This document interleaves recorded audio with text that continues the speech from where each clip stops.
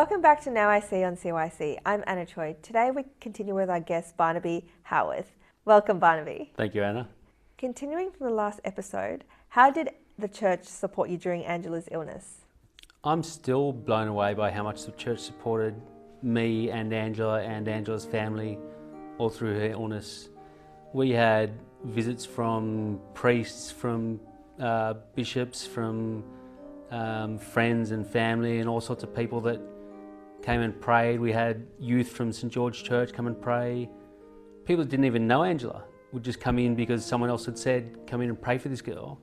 And I could see in her face a renewed strength when she'd had a visit from people from the church. Quite often, it happened quite a few times where Angela and I would be turning in for bed and trying to get an early rest.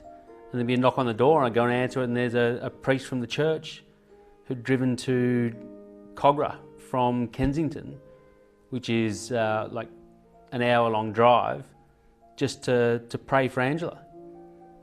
Priests brought in their wives and families, and it still amazes me. One of the ways the church supported me directly, which I didn't quite grasp the significance of early on, because being a blow into the church, you don't really quite understand how much things mean until after they've happened. Father Matthew from St George rang me one day and said, would you like to be a deacon on Easter Sunday? And I just said, oh yeah, that'd be nice, thanks. Thinking it was not a massive deal. And then I went home and told Angela, and she was like, her jaws on the floor and eyes are wide open like I'd won the lottery. So turns out Angela couldn't make the service on Easter Sunday because she had a bad back. But she said, you have to go and fulfill your duty and be a deacon. I said, don't worry, sweet, I've got this, you won't miss a thing. So the other good thing about being a blow-in is that you can just turn up and do things that would otherwise be inappropriate. So I've turned up like a European tourist with my GoPro and was filming everything at the burial behind the altar. I was pretty sure it wasn't the done thing, but no one seemed to care. So I'm in there with all the roses and getting the best angles. Went home and showed Angela and her mother, and like, oh, that's amazing.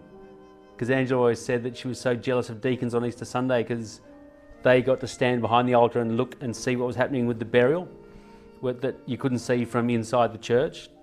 So that's just amazed me. Things like that just amaze me, the strength that the church have given me and Angela's family ever since she was diagnosed. How did your life change at that point? At that point, I got a lot of strength. The church has always been about the people for me, and the strength that Angela got in probably the lowest ebb of her life just amazed me. We'd read the Bible together and pray together before she went to bed, and her mother had come in and play hymns, and every time she was exposed to that spiritual side of things, she just looked and seemed a lot stronger. So for me, the change in my life was seeing how much strength a person could get from spiritual support. I remember one night we had Father Bishoy come into St George Church, and he came in and prayed with Angela, and we got little selfies like we were tourists. And after he left, I went back in and sat next to Angela, and she's like, I can't believe he came here. I said, what do you mean? She said, he's a bishop. He came to visit me. I said, yeah, well, it's because you're a good person, sweet. She's like, yeah, but he's a bishop. So I don't know if people from the church understand how powerful their spiritual strength is to people, but I saw it firsthand in my wife, and that's probably the thing that changed most for me, was that when she was at the lowest ebb of her life, she was brought back up by the people from the church. So how was Angela's physical health at this time? Angela's health was sort of in two different parallels. The stronger her spiritual life got, the weaker her physical condition got. So, I mean, she was very, very stubborn. She'd go and do things that her health should have stopped her doing. We went to leg 19 of our honeymoon. We went to the Hunter Valley, which we got back from less than a week before she joined her father in heaven. And she was on an oxygen machine, and she was struggling to walk and eat and get out of bed, and it was not looking good. But I suggested to her, I said, look, sweet, maybe we should not go, maybe we should just stay home. She said, no. Friends of ours, Hanny and Morel Botras, were coming with us. She said, we can't put Hanny and Morel out. I said, sweet, I think there's more important things going on here. But she said, no, I'm going. So the four of us all went up to the Hunter Valley and had a cracking weekend. So yeah, that was probably a few days before that was the start of the slippery slide physically. But I think that also coincided with a rise in her spiritual strength. So what happened after your trip to the Hunter Valley with Angela? From the Hunter Valley, we got back on the Monday, and then she got a lot sicker.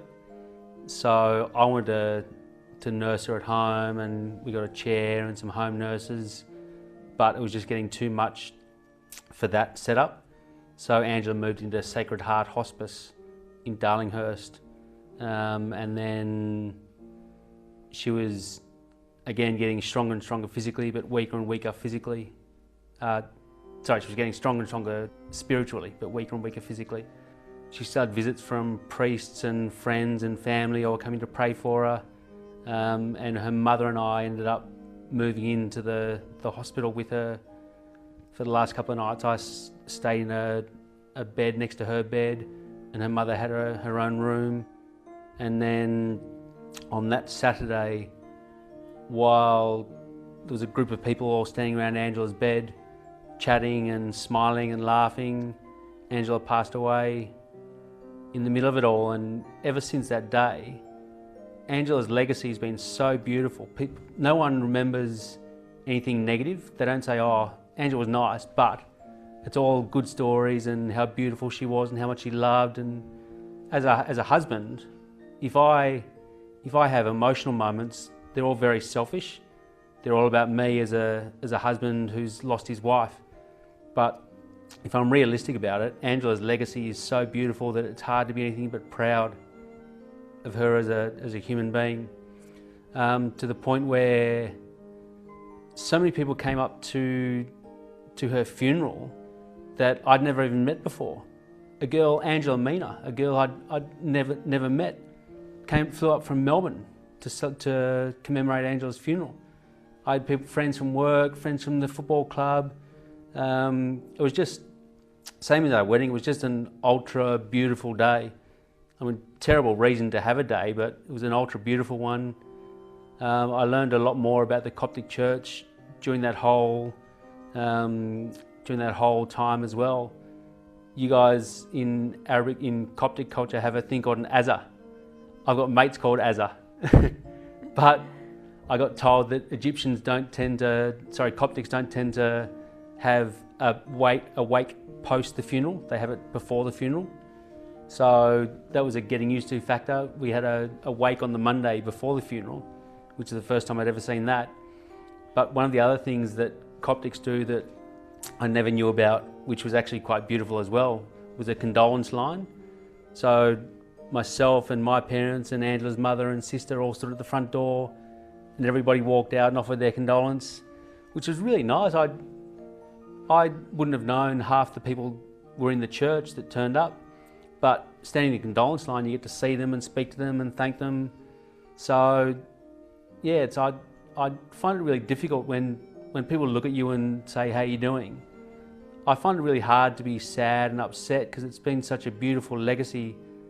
Our wedding was exactly what I was hoping for as a kid, seeing my grandfather and how much he loved my grandmother, my father and how much he loves my mother. I thought, I want that. Whatever they've got, that's what I want. And I think with Angela and I, we ended up getting exactly that, if not more, so I'm really proud. How did the church support you during this time? The church basically took control. They knew it was a really sensitive time for me and not a time where you want to be making clear, logical decisions. So they just said, look, if you're happy with it, this is what we'll do with the funeral and then the burial, and this is how this thing works itself out. So I think both emotionally they supported me in what could have been a very down time, but logistically as well, they just, you know, took up the slack that I didn't want to deal with. You know, things were organised that I'd never even thought of. So the church was right by my side the whole way through, and one of the most beautiful parts about Angela's passing, or the ceremonies after Angela's passing, the commemorations, was the 5th day prayer. Is that what it is? At the burial, you have I think it's called the 5th day prayer, and Father Matthew delivered it. So there was, or the Coptic community knew what it was and was expecting it, but my family had no idea what we were doing and why we were in a chapel after the burial. But Father Matthew basically said, so we should celebrate Angela's life, acknowledge that it was a beautiful life, a life well lived, and a life where she loved all the people in it. But now it's time that we go and live our lives as well. So please don't mourn and don't be sad and don't be upset. Look back on Angela's life with happiness and celebrate hers as a life well lived. So that is the attitude that I want to have, and the church is the people that gave it to me. Unfortunately, we've run out of time today. Thank you so much for coming in. Thanks for having me. Please tune in to our next episode of Now I See on CYC to hear the rest of Barnaby's emotional story.